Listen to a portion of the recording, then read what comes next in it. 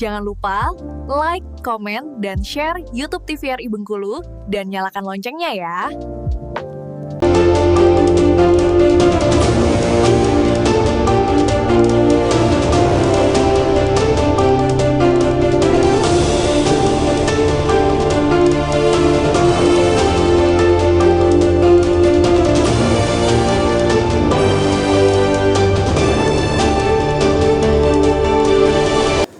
Assalamualaikum warahmatullahi wabarakatuh. Halo pemirsa TVRI Bengkulu, apa kabar Anda? Semoga selalu dalam keadaan sehat dan tentunya masih semangat dalam menjalankan aktivitas hingga saat ini.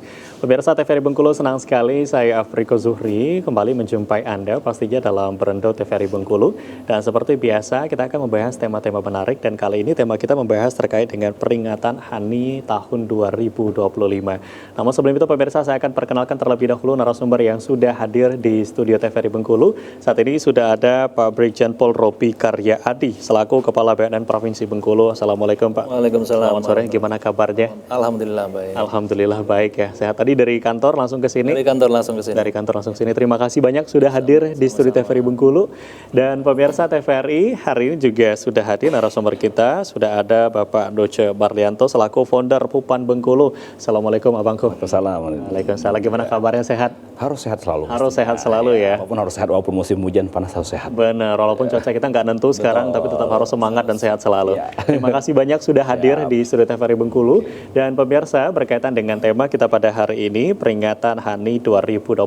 Dan HANI ini merupakan Hari Anti Narkotika Internasional ya, yang biasanya ini diperingati setiap tanggal 26 Juni setiap tahunnya. Dan pemirsa, berkaitan dengan peringatan HANI ini juga sebagai bentuk keprihatinan dunia terhadap penyalahgunaan narkotika. Dan akan kita bahas bersama, tentunya bersama dengan narasumber yang sudah hadir. Kali ini masih bersama saya Afriko Zuhri. Baik, mungkin ke Pak Robi nih. Kalau kita bicara terkait peringatan ini dilaksanakan setiap tahunnya gitu ya Pak, pada tanggal 26 Juni. Nah, untuk peringatan tahun ini dari HANI sendiri ini mengusung tema apa gitu Pak, dan seperti apa nih untuk peringatan di tahun 2025? Baik, Mas Riko, seperti yang sudah disampaikan tadi bahwa HANI ini adalah Hari Anti Narkotika Internasional. Iya. Berarti diperingati oleh seluruh dunia. Ini sebagai bentuk keprihatinan terkait fenomena kejahatan narkotika yang semakin meluas. Iya. Dan memang sebagai pernyataan sikap juga untuk memerangi narkotika. Dan tema pada tahun ini adalah memutus rantai peredaran gelap narkotika melalui pencegahan dan rehabilitasi dan pemberantasan menuju Indonesia Emas tahun 2045. Iya, iya. Nah, ini berkaitan dengan tema yang akan dilaksanakan di peringatan Hari Narkotika Internasional ini. Tadi disampaikan bahwa ini memperingati kita seluruh dunia gitu ya, memperingati hal ini. Nah, seperti apa? Apakah nanti akan ada kegiatan yang dilakukan terutama di Provinsi Bengkulu nih Pak, seperti apa nih? Di Provinsi Bengkulu sendiri paskahan atau prahani sudah ada kegiatan. Salah satunya mungkin terkait dengan keprihatinan ya, kita berbentuk sosial. Yang pertama, kemarin kita melaksanakan donor darah. Oke. Kemudian kita juga ada pasar murah di depan BNN itu.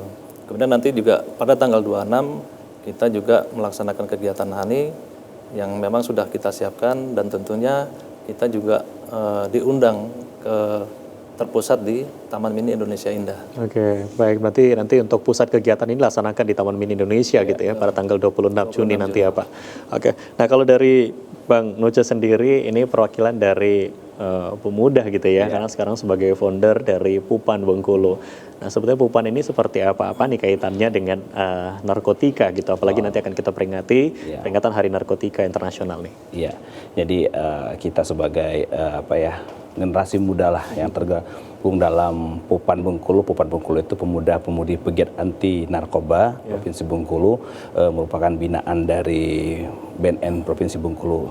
Jadi mereka ini adalah gabungan penggiat-penggiat yang memang memiliki kualifikasi dan sertifikasi mereka sebagai penggiat anti narkoba, dan mereka diharapkan bisa memberikan informasi dan edukasi kepada mereka, terutama untuk teman sebaya mereka pastinya.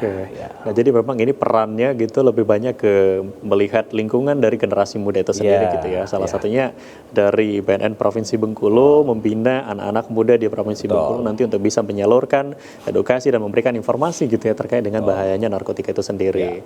Nah, untuk di Bengkulu sendiri sebetulnya kalau kita melihat Pak untuk setahun 2 tahun ya gitu ya untuk kasus narkotika atau mungkin bahkan bukan Bengkulu, kita melihat secara luas mungkin Indonesia sendiri ini seperti apa gitu Pak?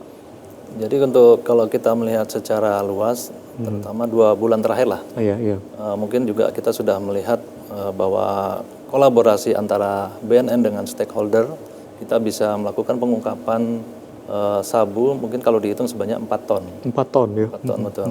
Jadi terungkapnya di wilayah Kepulauan Riau. Iya. Dan kemarin kita juga diundang khususnya Kepala BNNP di wilayah Sumatera, kita diundang untuk menyaksikan bahwa 2 ton itu dimusnahkan.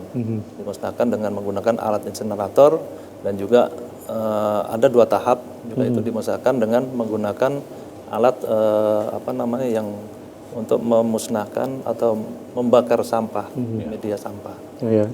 Jadi memang peredaran gelap narkotika di Indonesia sudah sangat memprihatinkan atau mengkhawatirkan. Karena dilihat dari prevalensi sendiri sebanyak 1,73% atau 3,33 juta masyarakat pengguna narkotika di Indonesia. Ya, ini kan menjadi keprihatinan untuk kita semua gitu sebagai masyarakat Indonesia melihat dari data yang disampaikan gitu untuk peredaran narkotika sendiri di Indonesia. Nah, kalau kita bicara soal tantangannya seperti apa nih Pak Robi tantangannya, terutama saat ini Pak Robi bertugas gitu di Provinsi Bengkulu sendiri, apa nih menjadi tantangan untuk bisa nanti salah satunya untuk menyelesaikan dari kasus tersebut, Pak? Kalau tantangan untuk saat ini dalam melakukan penyalahgunaan narkoba, terutama di Indonesia, kita sendiri atau Kepala BNN sudah mempunyai strategi. Di situ ada 6 strategi, yaitu yang pertama adalah penguatan kolaborasi, artinya bahwa di sini BNN tidak bisa bekerja sendiri. Kita harus bisa berkolaborasi, bersinergi, dan bekerja sama dengan stakeholder atau masyarakat. Kemudian yang kedua adalah penguatan intelijen. Ini sangat diperlukan karena memang kalau dilihat dari pangsa pasar di Indonesia adalah cukup bagus. Jadi harga di Indonesia cukup tinggi sehingga produsen-produsen itu mengirimkan narkotikanya ke Indonesia. Kemudian ada juga penguatan wilayah pesisir dan kawasan pantai. Karena memang di Indonesia ini kan dikelilingi oleh laut. 80% semuanya laut. Dan banyak pelabuhan-pelabuhan yang memang tidak resmi. Itu yang digunakan oleh para penyelundup untuk memasukkan narkoba ke Indonesia. Kemudian juga ada strategi yang ketiga adalah tematik dan ikonik. Di sini kita bisa melihat bahwa di masing-masing daerah diberikan memberikan inovasi, terutama kaitannya dengan daerah-daerah rawan. Di situ kita membentuk desa bersinar. Artinya desa yang kita kelola yang dari daerah rawan kemudian menjadi desa bersih dari narkoba. Kemudian yang ada juga terakhir adalah peningkatan penguatan sumber daya manusia dan infrastruktur. Oke, jadi memang ada 6 strategi gitu yang dilakukan sebagai upaya dari BNN sendiri gitu, pertama dengan stakeholder untuk bisa mengatasi permasalahan yang terjadi saat ini gitu, terutama untuk penyalahgunaan narkotika. Baik, kita akan break terlebih dahulu, nanti akan kita lanjutkan di segmen selanjutnya. Ya, pemirsa TVRI Bengkulu, jangan kemana-mana, kami akan kembali pastinya usai jeda pariwara berikut ini, tetaplah di Berendo TVRI Bengkulu.